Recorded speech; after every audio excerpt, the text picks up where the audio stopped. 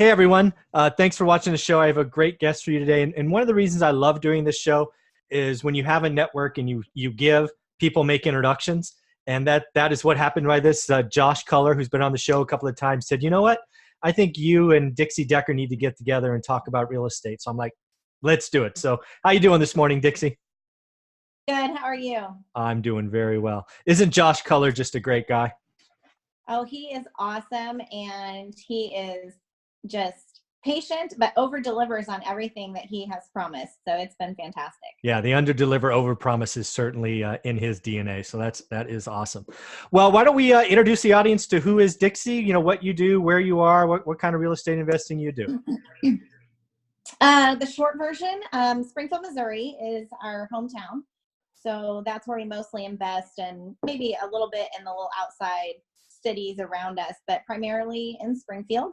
And kind of the niche that we found and I guess just took a hold of at rapid pace is student housing. So the cool thing about our business right now is that in 2013, between 2010 and 2013, I lost everything, bankrupt, divorced, the whole caboodle. And real estate was not in that vision, because once in your traditional mindset, once you go bankrupt, you are not buying a stinking thing from that point forward. Mm-hmm. And my now fiance, which I get to marry in a few months in Jamaica, he had gotten out of the military and kind of had crappy credit as well. And the two of us attended a training, a real estate training, where you can buy houses with no money and no credit. And we did that, and that was in 2013.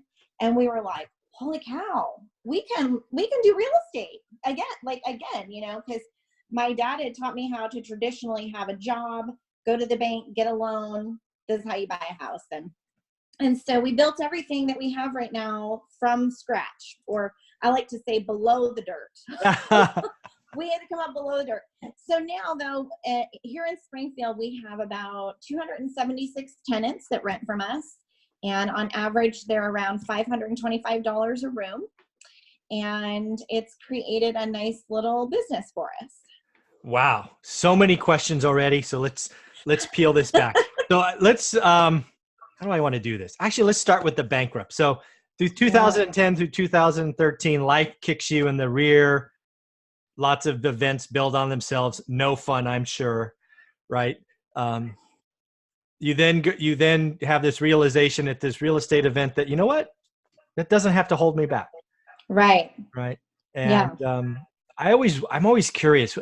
So you go to the event, you get jazzed up, you do your thing. How'd you find the first deal? What the first deal look like? I mean, because now you're stumbling, right? You believe, but you haven't done.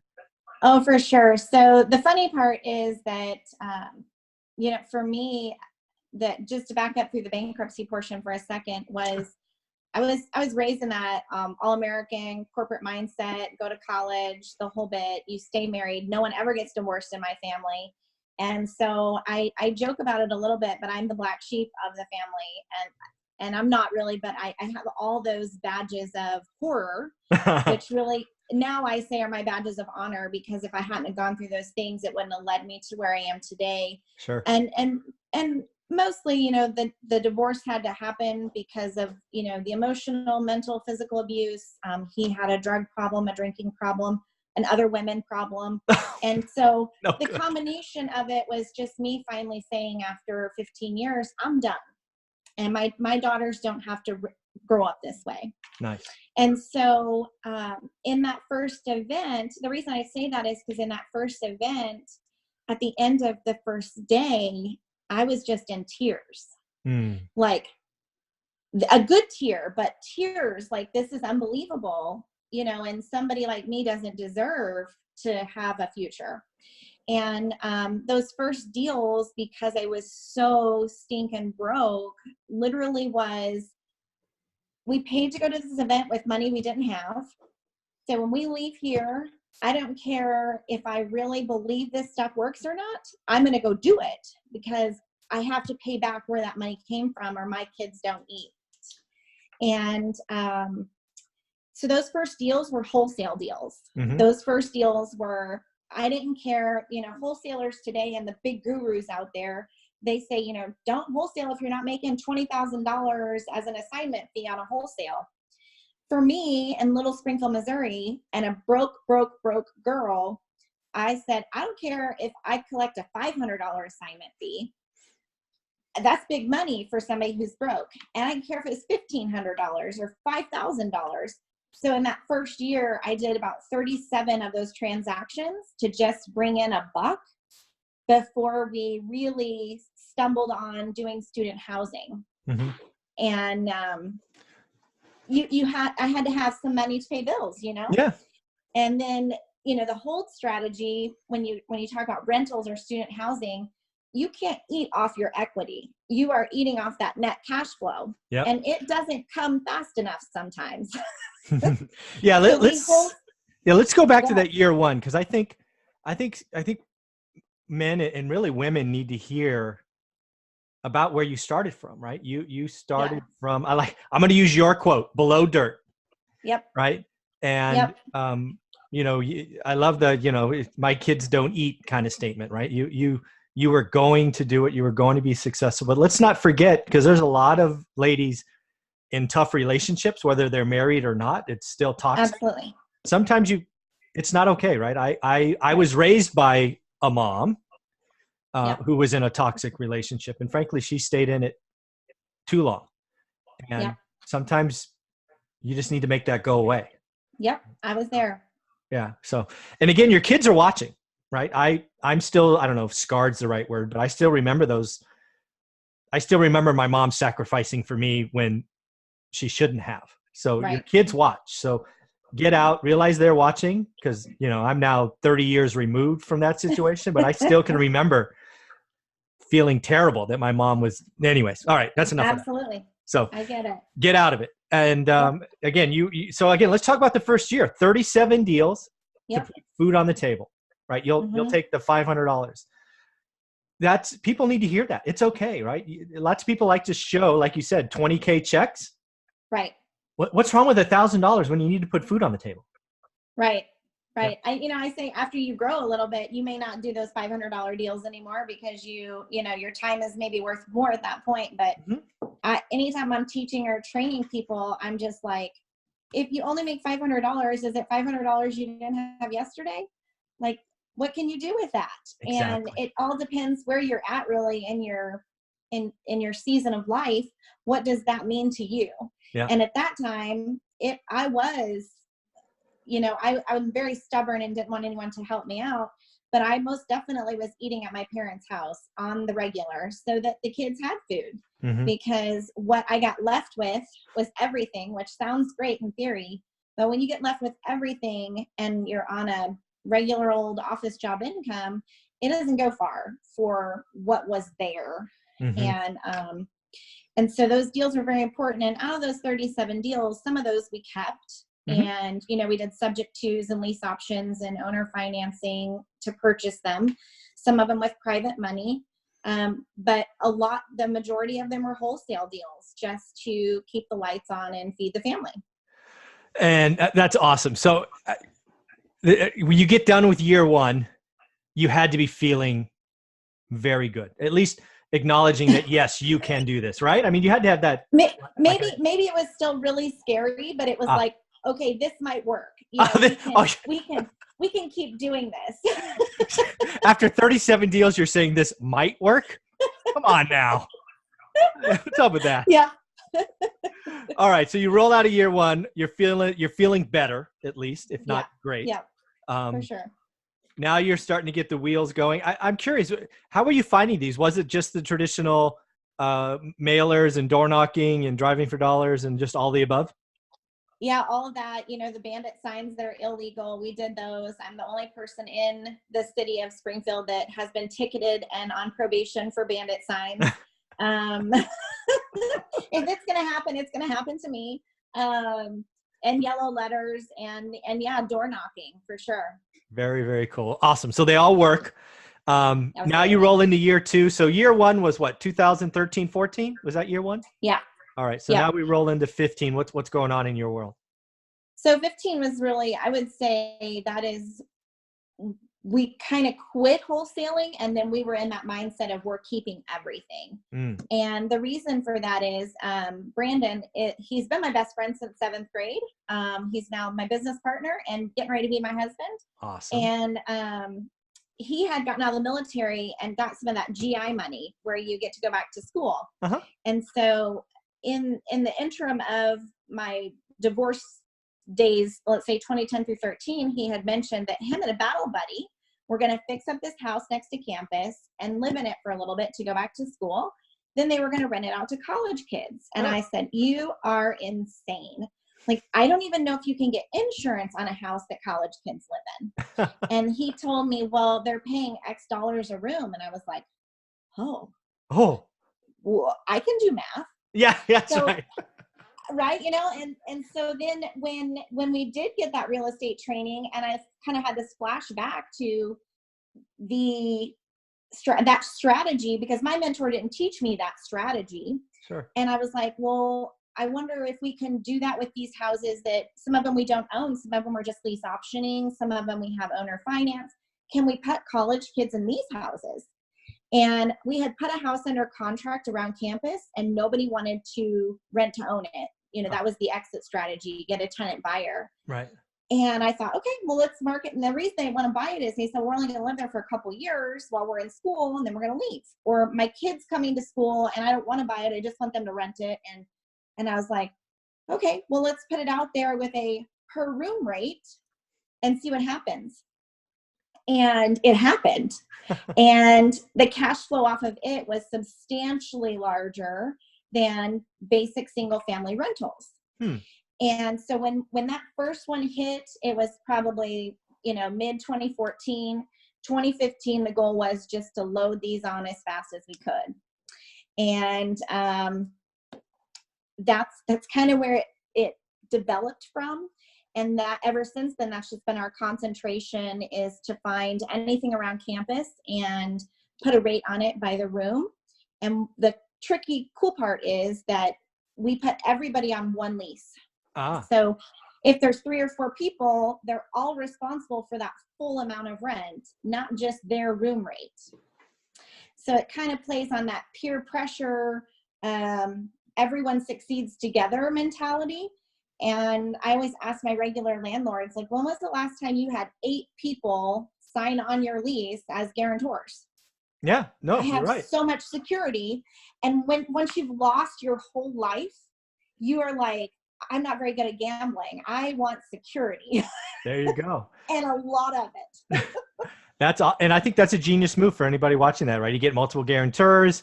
You can get their parents involved if required. Absolutely. As opposed to having individual leases, and then when somebody bolts or gets kicked out of school and you're like, whoops, where to go? Right. So that's and that's the real side of it, is that sometimes, and I will say, out of almost 300 students, we maybe have 2 now out of a whole year that come to us and say, I don't think I'm going to finish college. I'm going to be leaving. What can you do with my lease? And we're like, you just have to find someone to replace yourself. Otherwise, your friends have to pay your rent, and then they're really not going to like you. Yeah. And they know that up front, because when we sign that lease, we let them know, we know something might happen. And when it does, not if, but when it does, find someone to replace yourself. Don't screw up your friends. And we're still going to expect all the rent, regardless of what your reason is. Perfect. And they love it. And so they'll swap someone out. Their parent may call and say, I'm really sorry, Johnny got blah, blah, blah, and he's not going to finish school. And we'll say, no problem. Just find somebody to replace him. And they're like, okay. And I said, we won't do the work for you. Yeah. But you can bring us someone. That's and awesome. It works out great. That's awesome. All right. So let's just define student housing for folks, because we said it a couple of times, but let's just make everyone, you're basically having a per room charge, and that's obviously per bedroom. Yep. Are you doubling up or single bedroom? I prefer just to say single, only because statistically, this generation of college kids have never shared, I think 83% of them have never shared a room with a brother, sister, cousin, That's friend, etc. So when they go to college, mom and dad don't want them sharing a room. Ah, look at that. I did not know that, but that makes perfect sense. Yeah. Okay. All right. And then you said earlier the average charge was 525. I don't know if the places you buy, do they have master suites so that person pays like 700 and then just a little, the other rooms are 500, or how does that work? I love this question. I'm so glad you brought it up.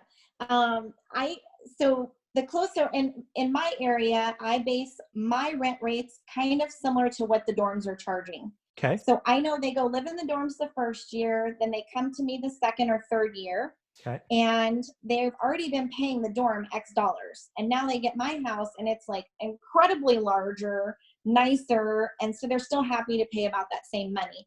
Okay. So for us, it's about $600 a month if you're right on campus. And then as we work our way out, we start dropping like $25 a bedroom off of it. Okay. So talking about a master bedroom, yes, there's houses that have master bedrooms, and then there's older homes that don't, they just have that common bathroom. Yep.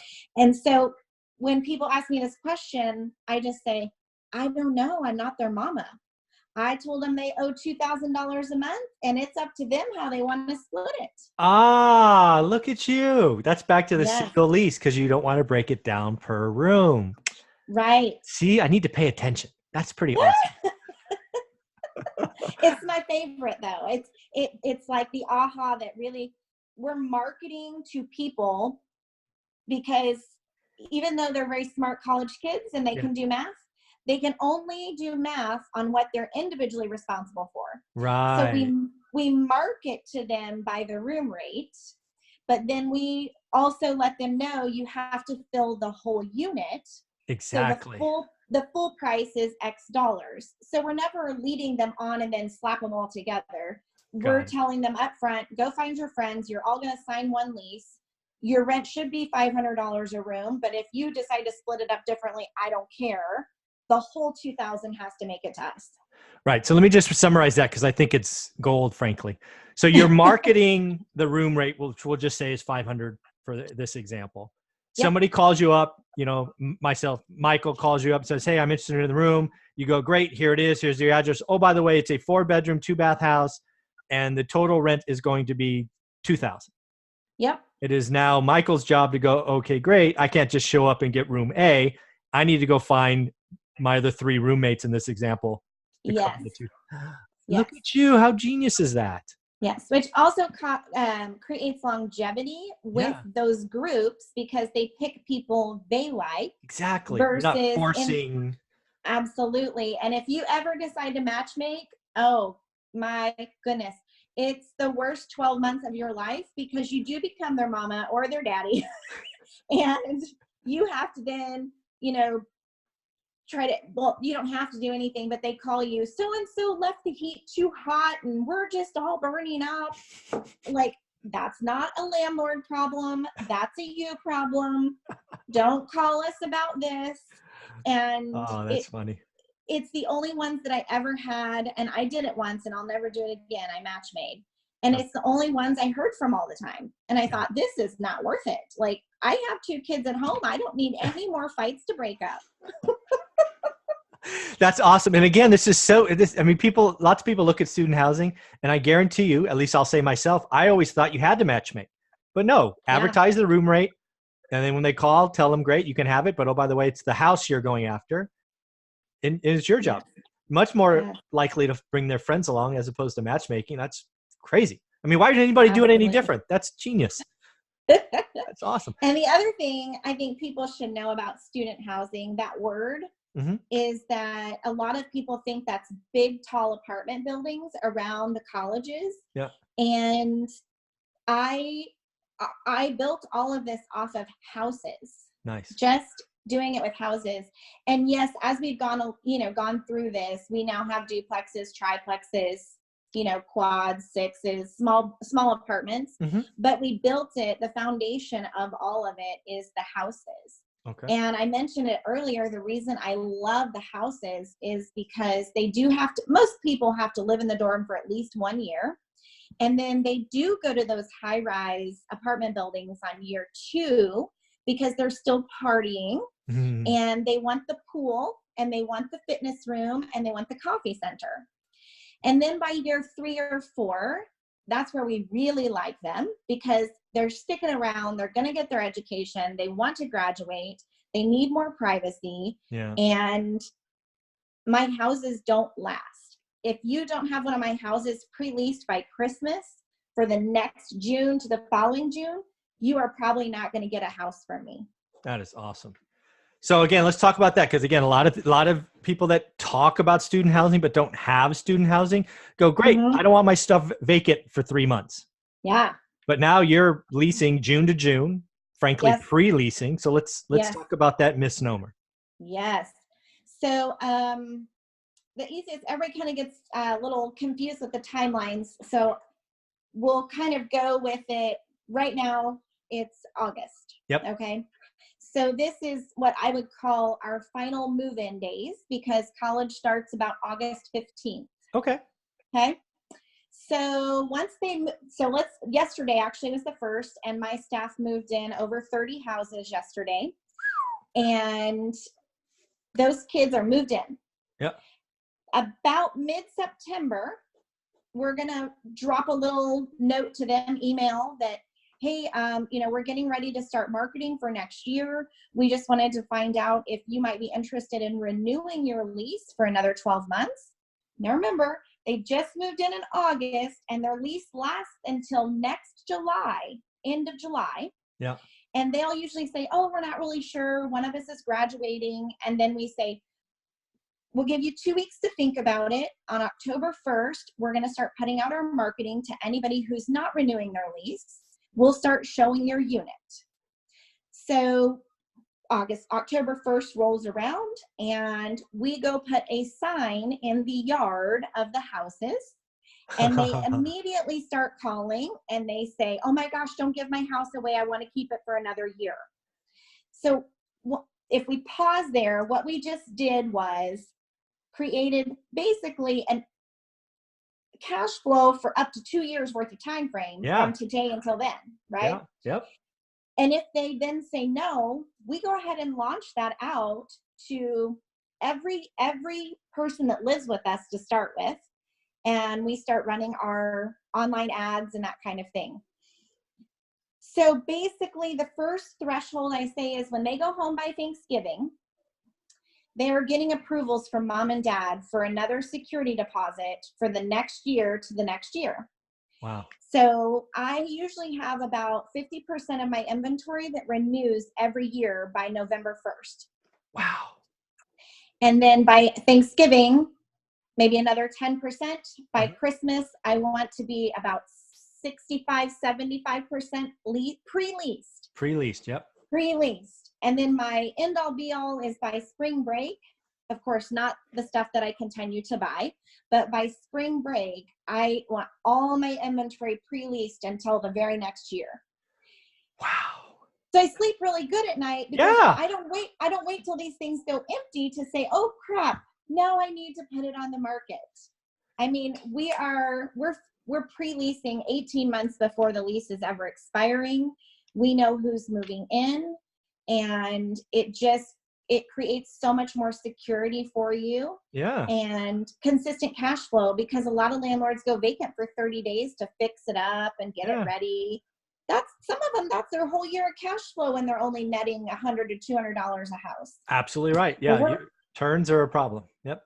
Yeah. We're netting between $600 and $800 a house. And we move them out on the last day of the month, and we move the new group in on the first day of the month, and we have no downtime. And that's how great they leave these houses. And if no one who's listening has figured it out yet, the reason they leave them, I say drop dead gorgeous, is because who is giving me the security deposit for the kids to move in to start with? Mom and dad. Mom and dad. Who wants their $2,000 back when the kid moves out? Mom and dad. Mom and dad. And so what also makes me unique as a landlord and proud of it is that I am not one of those landlords that is looking to steal the deposit to make my cash flow for the year. Right. So I encourage them, and my staff encourages them from the start of their lease to the end of their lease. on check-in day, we say, look at the trim, look at the doors, see how white and beautiful they are, see the toilets and the tubs. Okay, when you move out, we want it to look like this again, because we want to give you back every dollar of your security deposit. So please don't make us keep your security deposit. And they're like, okay. And then the month before move out, we remind them again. So guess who's cleaning my houses at the last day of the month? Mom and Dad. I was going to say mom and dad. Mom and Dad. No question. Mom and dad are Yep. hiring a cleaner to come through. That's awesome. And then we get to put the new batch of students right in the following day. And that's what makes it amazing. Simple. Because I don't think single families do that. No, I have lots of them. We don't do that. No. I'm lucky to have a 7-day window between move out and move in. Yep. So that's pretty awesome. So Yep. This is so much fun. So I'm curious, what are you, it sounds like you're still growing. So you're at 276 students today. Are you adding, I mean, how fast are you adding houses? I don't have any idea of kind of inventories around Springfield. I like to close 3 to 4 deals a month. Oh, wow. I don't have to close that many. We still do a little wholesaling here and there. We still do some other tenant buyer houses outside of the area. We like to grow probably 75 heads a year or more. That is awesome. 75 heads a year. Wow. So how does that, so we don't always hit it, but we like to. Yeah, no, I mean, is the average house a 3-bedroom or 4-bed? I don't know how big, I don't know what the average configurations in Springfield. They're really all over the place. So around campuses and generally across the country, actually, this has been true everywhere I've traveled to speak and teach and train and that kind of thing, is when I get there, I kind of like drive around and look at their inventory a little bit. Yeah. And it seems to me every campus has older inventory around their campuses because Yep. they've been there for so long. True. And so ours is no different than that. So we have a variety of like 1-bedroom bungalows to the old Victorians that are 6 bedrooms. And our prices on an old Victorian can be $300,000 and your 1-bedroom bungalow can be $100,000. Mm-hmm. Okay. So we really range all in there. You know, our office sits behind Greek Row and it's appraised at a little over $500,000. So when people tell me, oh, my inventory is too expensive, I'm like, well, maybe you need to look a street out from the university or 2 streets out, but still within a good distance. Mm-hmm. And you might find those houses that are priced a little less than the $500,000. Yep. So I'm curious, is it important? Is it walking distance is important? Biking, driving? What do you think? Walking and biking. Okay. So they have to pay for parking permits. And even one of my sisters has a doctorate in nursing and she teaches over at the campus here. And she says some days she has to drive around for 45 minutes to find a parking spot. Okay. So if we can give these students a house that they can walk or ride their bike to school to, they are so happy. Okay. And so I tell people, they go, well, what's your radius from campus? And I'm like, maybe 15 minutes on a bike or walking. And those are going to be 2 totally different distances, but that's about what they're comfortable with. Yeah. So again, never done this. So this is, so like walking would be about a half a mile probably. And biking might be 1.5 miles, maybe. Probably. Yep. I'm going to have to look into this. Yeah. I like it. All right. Yep. So you're still growing. I'm curious, where are you taking this thing? Are you going to stick to Springfield because you're dominating it and you've got the systems, or are you going to go national, or what's going on for you in the future? I'm not sure we have that answer. That's kind of been the question of the year. Okay. Is we really don't ever have to do a deal again if we don't want to. Right. But we're kind of addicted to real estate. So we just keep doing it, and I don't know where it takes us, I guess. This year we did launch into a 4-story apartment build with 20 units. So that was something new for us. So build, meaning ground up build? Yep, ground up. All right. Yep. I don't know if we'll ever leave Springfield for student housing. Sure. Mostly because, and this is a cool fact that people listening will probably want to write down when you're evaluating where you want to buy for student housing. Our campus has 24,000 kids enrolled Yeah. in college, and they can only house 4,000 of them on campus in dorms. So I have 20,000 students looking for a place to live every year. Yeah. That's awesome. So I don't know that I need to move anywhere No. or buy anywhere else. Heck not. So I guess one more question about the business. Are you finding that you can raise rents every year? Like $25, or is it like every other year, or how does that happen? So every year, again, I go back to the foundation of we are marketing to people. Yep. We're not really in the house business. We're in the people business. Yes. And so every year we do try to raise rent and we test it to see what happens. Yeah. But the other cool part about student housing is, and I think it's one of the parts I love the most, is because we have such a buffer between what they make, what they pay, and what we owe for payment compared to regular landlords, is I tell my staff, okay, we're going to push rent rates up a little bit this year. So let's add 25 to this one, 50 to that one, whatever it is. Yep. And you tell me if the market is accepting it. Mm-hmm. And if it's not, bring me whatever they're offering you. So if they tell you the most they can pay is $500 a month and I moved that one up to $550 a month, bring me their offer and I will approve it or deny it. Exactly. So we get the flexibility because of how much they bring in as a net number that, okay, I ask you a question. If you were supposed to make 800 net on this house, but someone came today and they could pay you 25 less per head times 4. Yeah. So you're only going to net 700. Would you take that to not be vacant? Yes. Yes. So maybe you didn't get your 525 or your 550 you thought you wanted this year, but you still have a huge gap for a net number. So why not negotiate a little bit, have a little fun with it, take offers, and still make money? Yeah. So simple. That's so fun. Right? Yeah, I know.